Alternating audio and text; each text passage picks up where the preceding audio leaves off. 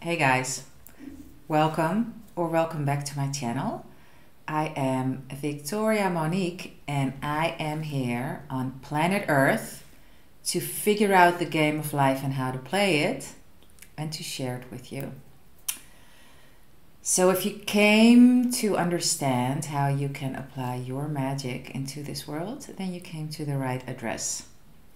Today I want to talk about a lot of things, so I have no idea how long this video is going to be. Hey guys, a little intermezzo, can you say it like this? With regards to the video that you're about to see. So I'm speaking of someone that I ran into, and you will hear later, a bit later on in the video. And so you will also hear me talk about how everyone and their mother is always involved in you getting your desire. This guy that I've been running into left, right, and center, I made a record with a friend of mine, linear time 2012-ish. And I did the voice, he did everything else, and it was made into an actual pressed record released. This guy, that is now a new friend, used to listen to that record before he met either of us. And he loved that song. I'm going to put the link in the description. There are Spotify versions, there are YouTube versions. It's kind of like, well, you will see. It's, yeah, you will see and you will hear. And isn't that magical? Isn't that absolutely freakingly magical? That he used to listen to my voice, listen to that song, vibe to it, thinking that it was so good. And then now later, in linear time, we're in each other's lives and we're developing a friendship. I mean, you can't make that stuff up, can you? In any case, enjoy the video. See you soon. First of all, this. Allow yourself to feel everything, because when you do not allow yourself to be fully you in the moment, it is actually not possible to change and to step into a different state. Why not? Because you're denying a part of you, or a temporarily part of you, because nothing is ever forever. But when you deny it, you push it away, and then you actually say, it is real, I cannot feel this. So just allow yourself everything, and I'm going to give you an example from my own experience. Someone came up in my mind, and I thought, you bitch. And then I thought, oh, that's not really nice to think, is it? I wonder in which state I am that allows me, or that brings up this thought. And then I thought, fuck it. I think you're a bitch and I really don't like you. And I just went on with whatever I was doing, and I allowed myself to fully feel that. And shortly after, I moved to a completely different state. Why? Because I allowed myself to just think, you bitch. So the moral of this story, allow yourself to feel it all. And it doesn't always have to be like hateful, nasty feelings, right? It can also be, I remember a time, oh, this is actually pretty cool. I remember one of my previous partners, or partners of a version of me. I remember meeting him and not allowing myself to feel all the feels for him before we got into a relationship. And then I realized, hey, wait a minute, what am I doing? Why am I not allowing myself to have all these feelings for him? So I allowed it without attachment, without thinking this has to lead to anything. I just allowed everything to flow, and shortly after we had a relationship, and a very nice one, may I add. So it's about allowing yourself to feel all the feels, and to allow yourself to have all the desires. And we know that in this game, it is about having the desire. But first, if you not even allow yourself to have the desire and then allow yourself the having of it, because that's where we are now, right? In this game, we're now at you're already it. It is already so. That is what I was looking for. It is already so. So it's not even a desire anymore. It's already a fact, right? In any case, that's one thing that I wanted to share with you. Another thing, I don't know if you saw the short video that I posted yesterday. I'm going to speak linear time here because we all know there's no linear time, there's only simultaneous time. But I need to use this frame because otherwise this story will be a pretty weird story and you will not going to understand me. That's a belief, but I think this belief is pretty accurate at this point. So I'm speaking linear time. At all times, realize that there's only simultaneous time. So I had a week of being a lot with other people, communicating a lot with other people, like this whirlwind romance type of thing, super fast, super quick, super everything. And all of a sudden I was like, whoa. I let the outer dictate the inner instead of the inner create the outer. And so it took me, I think it was about, it was one day that I was kind of off of it and thought, whoa, what's going on here? I have not spent enough time going inwards and I've been way too focused on the outwards. So this is what I did, and it's also what I tipped you yesterday.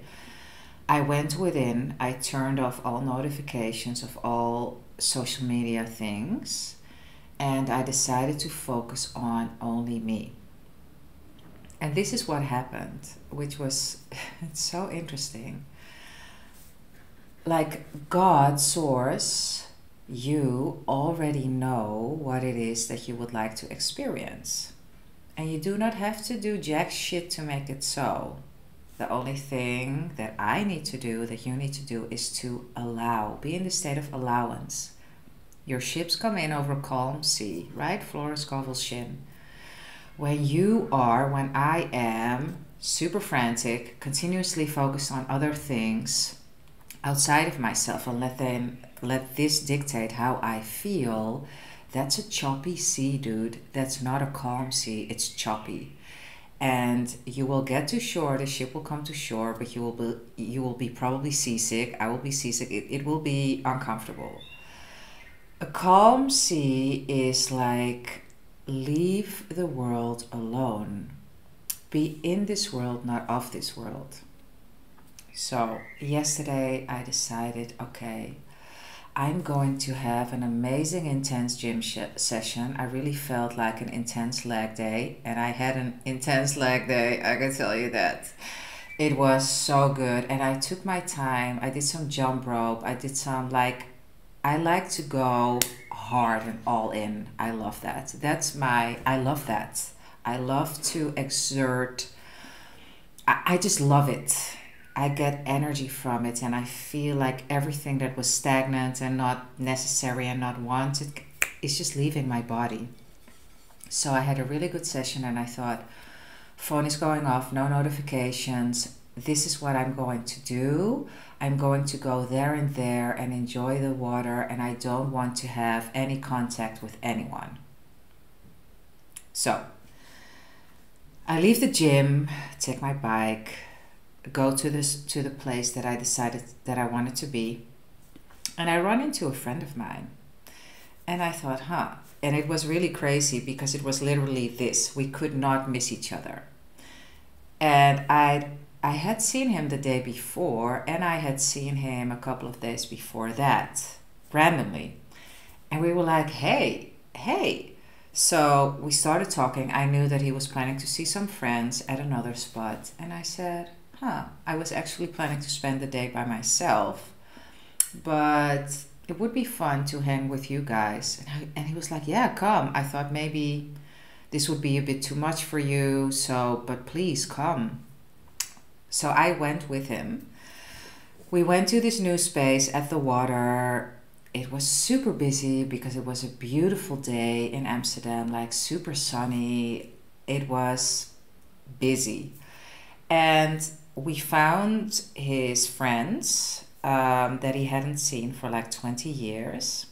And we laid our towels down. I put my headphones on and I started to listen to a Lindell talk. Took my headphones off. And then I heard these guys literally next to me. And they were speaking in English.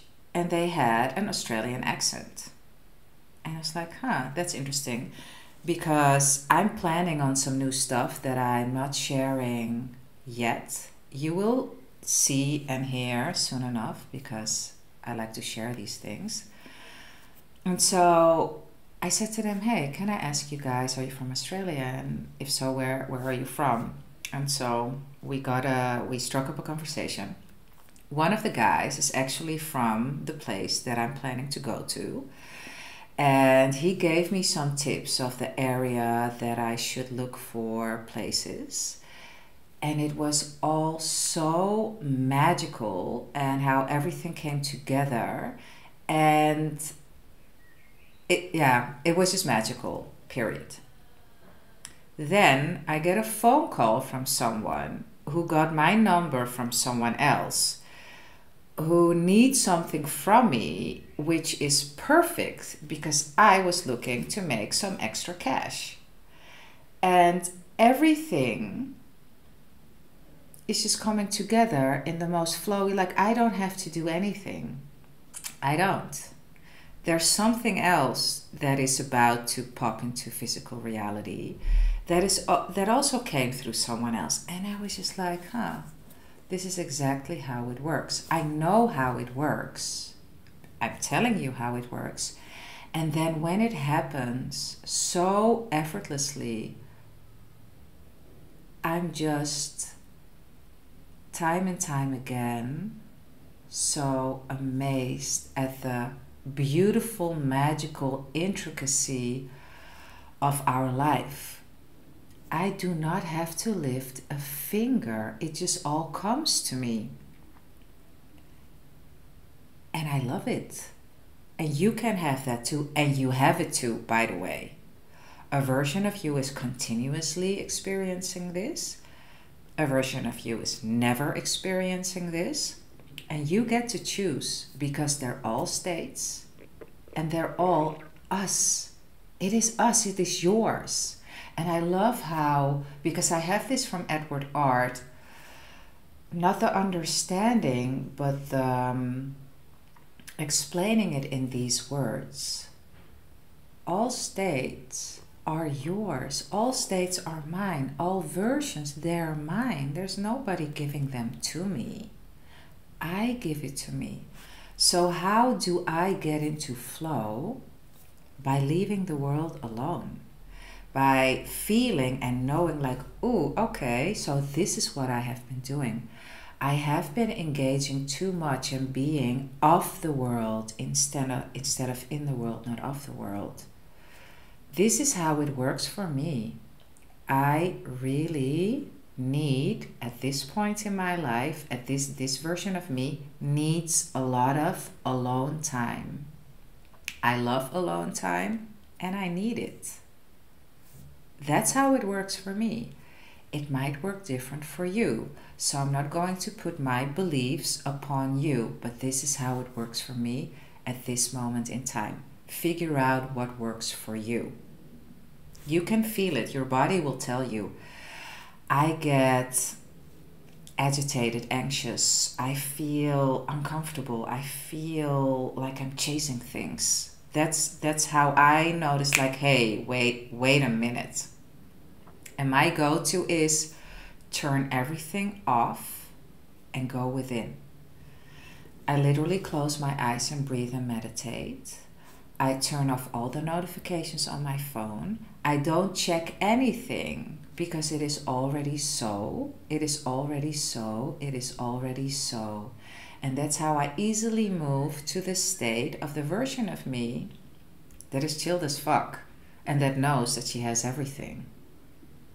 That's how you do it. That's how I do it. Might be different for you. Figure out what works for you. And if you have no idea where to start, then adopt my way until you figure out what your way is. Because your way can be the same, but it can be completely different, or it can be partly the same and a bit different. Because we're all unique expressions of all that is. So what works for me can work for you, but it doesn't have to. Know thyself. So I want to end with reading you a part from my extremely big Neville reader. And it's about who is your imagination. And I really loved this. And what I love about this, I will also tell you as I go through the chapter. You know that there's a collective consciousness, and when you don't rise above the collective consciousness, you will get ideas and beliefs that you automatically assume to be true because a big part of the collective thinks them. If you want to rise above it, it's good to understand that it works this way. And that when you pick up on things, you're like, oh, but that's not even, wait a minute, that's not even mine. I don't believe that. It's from a version of you that is steeped into collective consciousness. But that's not what you want, do you? You're the creator. You're not a victim.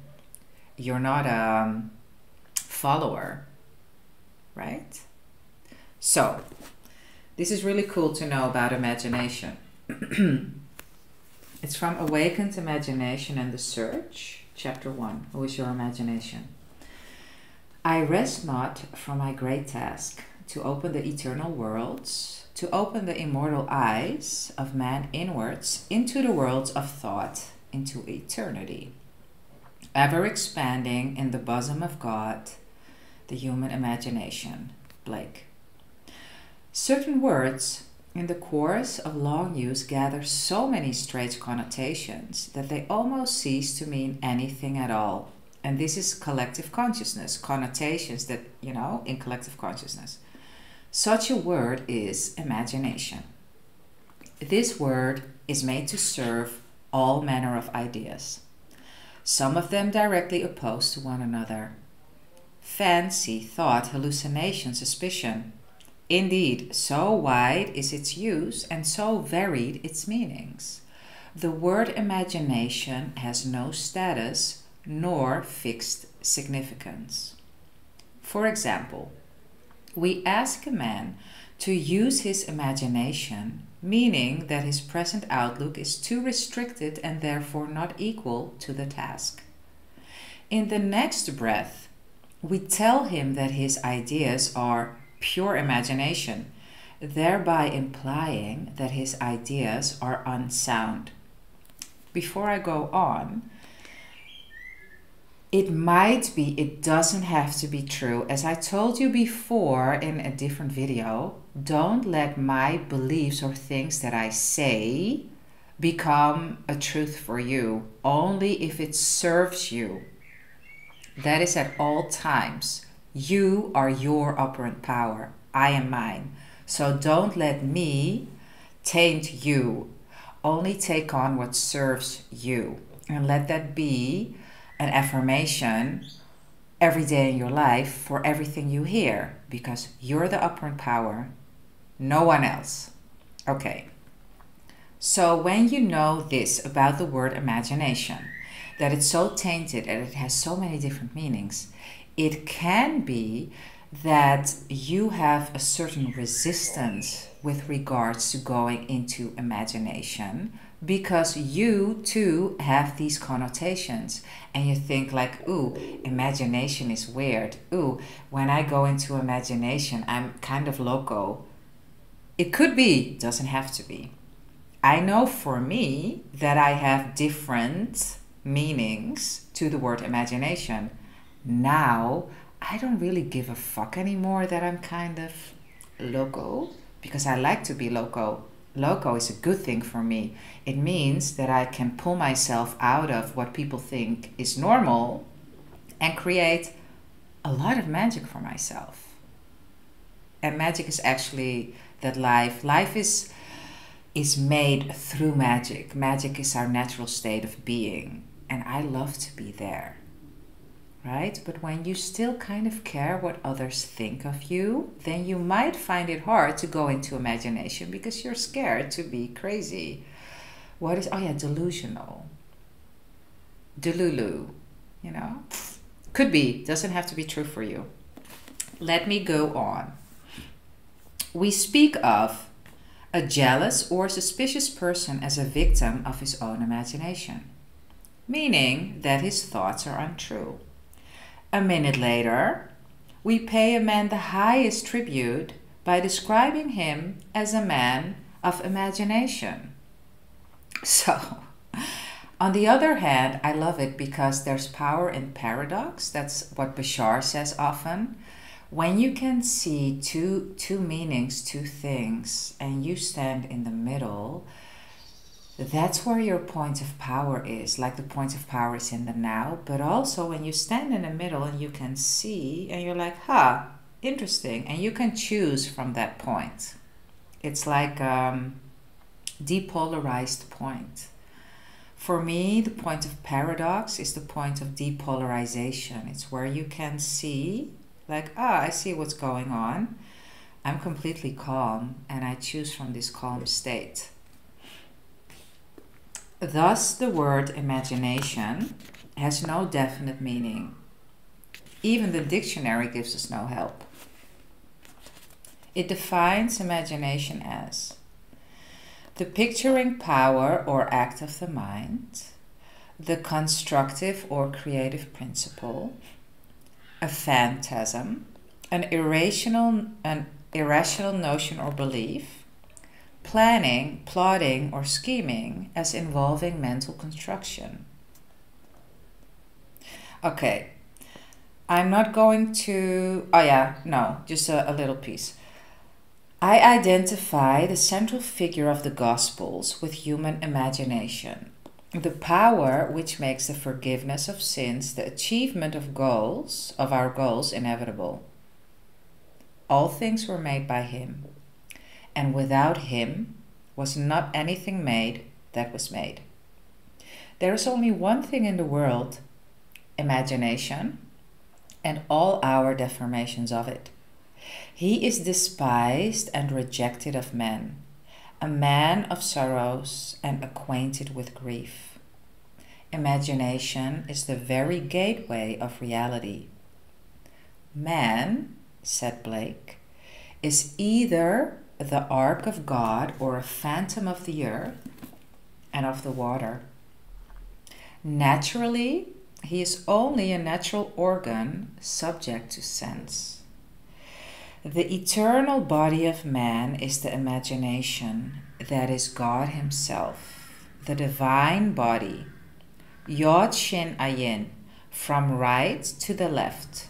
Jesus, we are his members. I know of no greater and truer definition of the imagination than that of Blake. By imagination, we have the power to be anything we desire to be.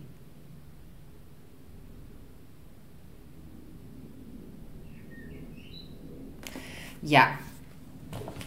So that's what I wanted to read to you. And before I am ending this video, I wanted to say that everyone and their mother is aiding to get you your desire, and you're continuously walking over a bridge of incidents, because we've planted so many seeds that all the time something comes to fruition. One of them is something tiny, which I really love.